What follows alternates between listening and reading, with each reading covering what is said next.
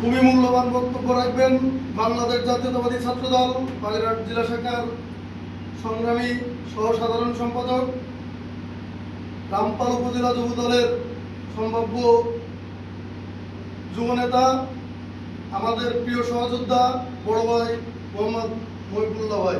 মহিবুল্লাহ ভাইকে তার মূল্যবান বক্তৃতা রাখার জন্য বিশেষভাবে অনুরোধ জানাচ্ছি।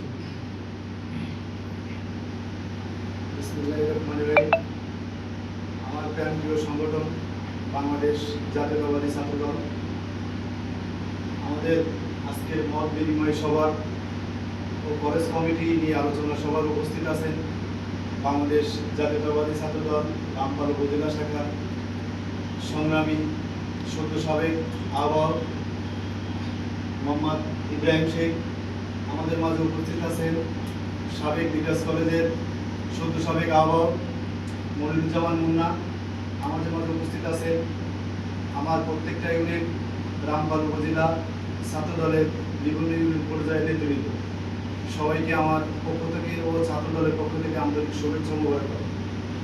আমি শুধু এতটুকু কথা বলতে চাই, সেটা হচ্ছে আমরা যারা ছাত্রদল করি বাংলাদেশ জাতীয়তাবাদী ছাত্রদল, সেটা হচ্ছে আমাদের মূল লক্ষ্য ছাত্রদল করে যারা নেতৃত্ব জায়গায় আসতে চাই। আমরা যারা ছাত্রদল করি প্রত্যেকটা ছাত্রদলের সহযোদ্ধা এবং প্রত্যেকটা ছাত্রদলের ভাইদের আমাদের একটা লক্ষ্য রাখা উচিত। আমি যেটা মনে করি সেটা হচ্ছে ছাত্রদলের অভিভাবক আগামী রাষ্ট্রনায়ক জনাব তারেক রহমান, এবং আমরা এমন একটা অভিভাবক এই রামপাল মোংলায় পেয়েছি, সেটা হচ্ছে শারমিন সুলতানা রুমা আপু, আমাদের প্রিয় বলবো। আমরা কিছু ছাত্রদলের প্রোগ্রাম অ্যাটেন্ড করেছি ঢাকায়, খুলনাতে, বাগেরহাট। আমাদের কিছু দেখার বিষয় ছিল, কিছু শেখার বিষয় ছিল। আমরা হয়তো একটা কথা আছে যে বাড়ি গোয়ালের দরের ঘাস গরুতে খায় না। তো আমাদের রামপাল মোংলায় যে গর্বটা আমরা পাইছি, বা আমাদের রামপাল মোংলায় যেটা আছে আমাদের অভিভাবক ছাত্রদলের, সেটা যদি না থাকতো আমরা বুঝতাম যে ছাত্রদলের আসলের অভিভাবক না থাকা এটা আমাদের ব্যর্থতা ছিল, বা না থাকার যদি না থাকতো তাহলে আমরা বুঝতাম যে ছাত্রদলের অভিভাবক না থাকা যন্ত্রণাটা কি। তো আমাদের রামপাল উপজেলা ছাত্রদল এবং রামপাল উপজেলা গর্ব। আমাদের রুমা আপুর আব্বা 12 সালে মারা হয়, মোহাম্মদ আতিয়ার শেখ। তো আতিয়ার দাদার, উনি আমার দাদা হয়, আতিয়ার দাদার কিন্তু 7টা পোস্ট ছিল, এবং রামপাল দিয়ে বাগেরহাট জেলা দিয়ে 7টা পোস্ট ছিল।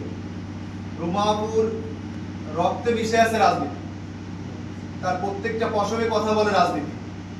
আজকে সে সেন্ট্রাল সাবেক কমিটিতে সদস্য, বর্তমান কমিটিতে সহসাধারণ সম্পাদক।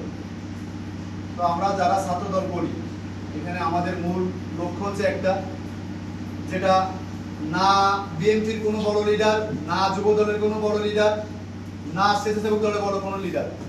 আমরা যারা আগামী দিনে ছাত্র রাজনীতি করব, যারা ছাত্র রাজনীতি করতে চাচ্ছে। আমি ছাত্র দল করেছি, আমি জেলা ছাত্র দলের সহসাধারণ সম্পাদক একটা পোস্ট ক্যারি করেছি।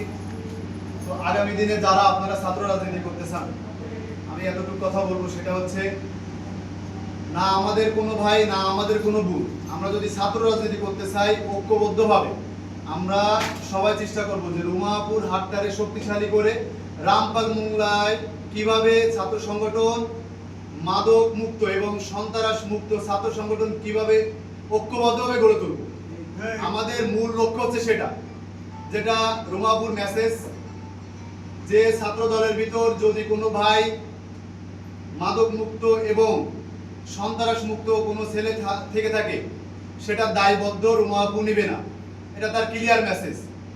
এবং আমরা যারা ছাত্রদল, যারা এখানে ছাত্রদলের নেতৃত্ব প্রত্যাশী আছে, রামপাল কলেজ আছে, গিলেতলা কলেজ আছে এবং ডিগ্রাস কলেজ আছে, যারা ছাত্রদলের নেতৃত্বে আসতে যাচ্ছে, সবাইকে রুমাপুর তরফ থেকে একটা SMS, সেটা হচ্ছে ছাত্রদলের কোনো গ্রুপিং চলবে না, ছাত্রদল চলবে ছাত্রদলের মূল নীতিতে, যেটা ছাত্রদল কেউ ব্যবহার করতে পারবে না, যে অমুক ভাই তমুক ভাই কাঁধে উঠে ছাত্রদল চলবে, সেটা চলবে না। ছাত্রদল চলবে ছাত্রদলের গতিতে।